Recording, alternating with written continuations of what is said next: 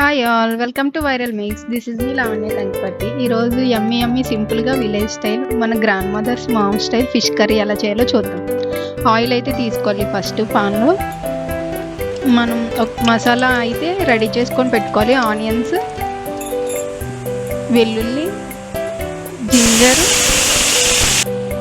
గసగసాలు ఇవన్నీ యాడ్ చేసుకొని ఒక మసాలా పేస్ట్ అయితే యాడ్ చేసుకున్నాం కదా, పేస్ట్ అయితే గ్రైండ్ చేసి పెట్టుకోవాలి. గ్రైండ్ చేసి పెట్టుకున్న దాంట్లో చిల్లీ, టొమాటోస్, సాల్ట్ యాడ్ చేసుకొని ఆ మసాలా ముద్ద అనేది మంచిగా ఫ్రై అయ్యేంత వరకు మనం ఫ్రై చేసుకోవాలి.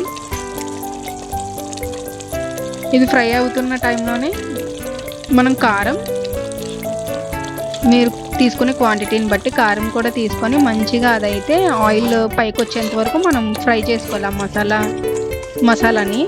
ఇప్పుడు చింతపండు నేనైతే ఒక పక్కన పెట్టుకున్నా, వాటర్ వేసుకొని నానబెట్టుకొని ఆ చింతపండు ప్యూరిని అయితే యాడ్ చేసుకొని మంచిగా మరగనివ్వాలి. అప్పుడే మనకి టేస్ట్ అయితే బాగుంటుంది. ముందు మసాలా ఏదైతే ఉందో ఆ మసాలా అది ఫ్రై అయ్యేంత వరకు మనం ఫ్రై చేసుకోవాలి, ఆయిల్ కొంచెం పైకి తేలేంత వరకు. అప్పుడే మనకి టేస్ట్ అయితే బాగుంటుంది.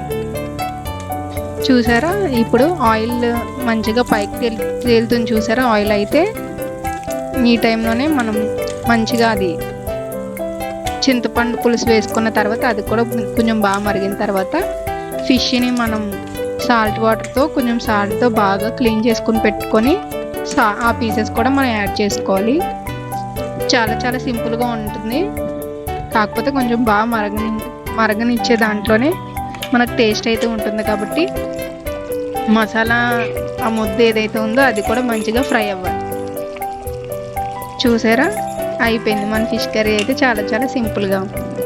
ఫిష్ పీసెస్ని ఎక్కువ మనం కలపకూడదు.